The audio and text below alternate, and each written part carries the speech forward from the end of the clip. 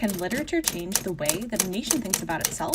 Today, we'll be talking about Spain, which, like many other 21st century democracies, is struggling with who and what can claim to be authentically Spanish.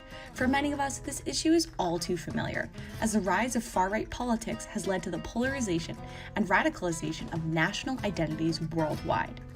Since its transition from dictatorship to democracy beginning in 1978, immigration to Spain has skyrocketed and, in particular, has reached new heights in the 21st century. According to the census, in 2002, immigrants made up less than 5% of the national population. By 2022, they made up nearly 16%. In 2023, 1 in every 3 children born in Spain had at least one foreign-born parent. These massive demographic changes have had serious consequences for Spaniards and immigrants alike.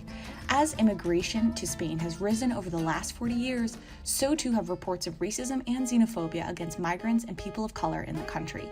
Spikes have been recorded during times of uncertainty, such as the 2008 economic collapse known as La Crisis and the recent COVID-19 pandemic. According to the Spanish Ministry of the Interior, the latest national data shows that racist and xenophobic attacks made up the majority of hate crimes reported in the country in 2020 and 2021. A group of Spanish writers of color have decided to tackle the twin challenges of racism and xenophobia head-on by adding new chapters to the story of their nation's identity. Recent publications by this generation, who I call activist authors, represent one of the strongest challenges towards our understanding of national identity in Spain today. The genesis of this young, dynamic, and interdisciplinary group of writers has been the rise, both in immigration as well as in xenophobia and racism in Spain since its transition to democracy. Key figures include Desiree Bella-Lobede, Moha Gerehu, Juan Su-Wu, Ruben Bermudez, and Chenta Tsai-Seng, among many others. As activists, they draw critical attention to the dual roles that nationalism and xenophobia play in making and unmaking identity in Spain.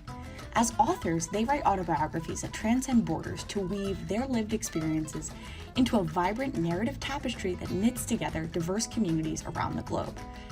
But is it enough just to add new pages to this story, especially when it's been one that's been told over and over? Through their writing, these activist authors demonstrate that it isn't just enough to add new pages. In fact, the story of Spanish identity needs to be completely rewritten. Spain isn't just a multiracial and multicultural country because of its history of recent immigration. Throughout its rich, centuries-long existence, the nation has always been home to diverse communities, cultures, languages, and beliefs. As the activist authors' autobiographies demonstrate, Spain always has and always will be a place to call home for citizens who are fundamentally united in their dream and their desire to make the country better for all. Their writing shows us that Spanish identity, then, is just as diverse as the letters of the alphabet, capable of endless new combinations and innovations to rewrite the history of what it really means to be Spanish.